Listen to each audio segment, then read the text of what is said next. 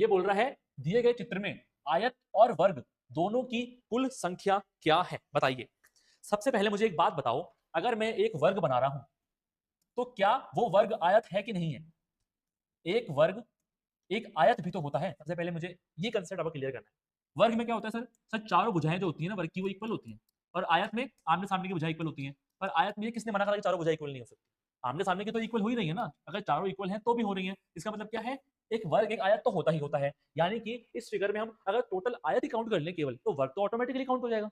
अलग से काउंट करने की जरूरत है ही नहीं, और अलग से इसने पूछा ही नहीं है। अगर वो अलग से बोलता कि आयत कितने हैं वर्ग कितने अलग अलग बताओ, तो तुम्हें दिमाग भी लगाता। पर मुझे तो केवल आयत काउंट करने हैं, वर्ग ऑटोमेटिकली काउंट हो जाएंगे। अब ध्यान से देखो आयत कैसे कहां बन रहे हैं। सबसे पहले इसमें मैं ये वाला उठाऊं आयत, मैंने ये वाला आयत उठाया है, देखो ऐसे और ऐसे। अब इसमें देख लो एक और दो, एक और दो आयत में हम क्या करते हैं, जोड़ते हैं सर। एक और दो तीन, एक और दो तीन, तीन तिया नौ, यानी कि ये आयत करने से मेरे पास 9 फिगर आ गए, 9 आयत आ गए। अब मैं लेता हूं ये अंदर वाला आयत। सर ये अंदर वाला आयत भी सेम फिगर है, इसमें भी कितना आएगा? 9 आएगा सर।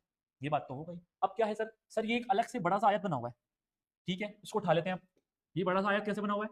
बस सर ये तो ऐसे बन रहा है, एक दो, दो और एक तीन, यहां पर तो एक ही है, तीन होगा एक से मल्टीप्लाई, तीन, नौ और नौ 18, और तीन 18 और तीन 21, सवाल खत्म। अब बताओ दिखने में कितना हार्ड सवाल था और करने में कितना इजी था।